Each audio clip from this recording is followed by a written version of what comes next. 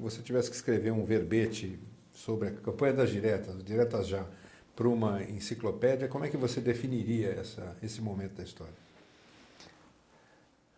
Foi o maior movimento cívico do qual eu participei, que a minha geração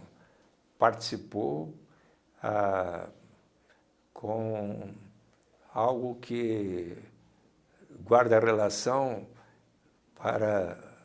pensar num fenômeno histórico recente deste ano de 2011, as grandes manifestações pela democracia, pela liberdade, que se espalharam por todos os países árabes desde o começo desse ano até agora, fazem lembrar muito o que foi o movimento pela direta já. Não tínhamos ainda a internet com a força que tem lá, porque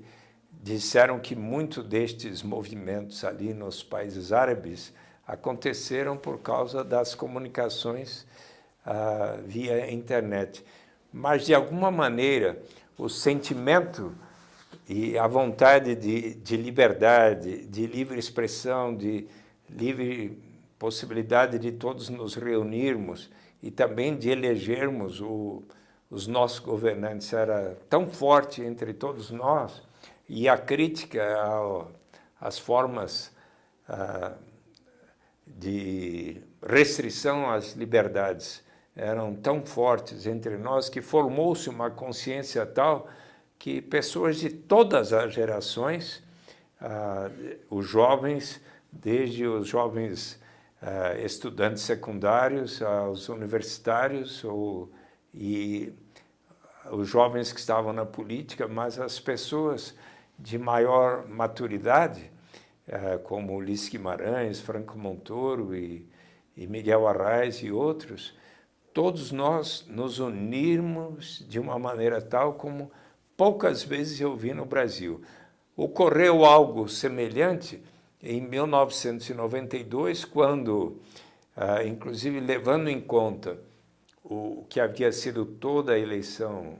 o esforço por eleições diretas, quando se viu que, infelizmente, o resultado da primeira eleição direta de 1989 tinha acabado num presidente cujos principais auxiliares, infelizmente, tiveram um procedimento que levaram a nova grande campanha que mobilizou os jovens e tudo com muita força, que foi a campanha por ética na política. E você sabe que quando foi da entrevista de José Carlos Alves dos Santos, por volta de fevereiro de 1992, não, desculpe, o que eu tenho que fazer? Eu estava pensando em 93. Quando foi em por volta de fevereiro de 92, que Pedro Collor de Mello deu a entrevista às páginas amarelas da Veja sobre os procedimentos, então, de Paulo César Farias, naquele final de semana, no sábado que saiu a publicação, Pedro Collor de Mello estava no Hotel Maqsud e eu liguei para ele e falei, eu gostaria de conversar com o senhor. Eu era deputado federal. E então, perdão, eu já era senador, fui eleito senador em 90, então. E eu liguei para o então deputado federal José Dirceu, e ele veio junto comigo, e nós conversamos 5 horas com o Pedro Collor de Mello no Hotel Maqsud, no quarto dele, e ficamos tão indignados com o que ele havia nos relatado, que viemos para minha casa e escrevemos juntos o requerimento de formação da CPI, que levou depois ao afastamento do presidente Fernando Collor de Mello, com quem hoje eu tenho uma relação de respeito e construção lá no Senado, que afinal ele foi eleito novamente depois de ter cumprido os 8 anos de cassação do seu mandato, então ele legitimamente está de novo lá representando o povo de Alagoas. Então, nós temos inclusive uma relação construtiva, porque eu sou membro da Comissão de Relações Exteriores e Defesa Nacional, e nestes dias eu tenho conversado muito com ele sobre a questão do sigilo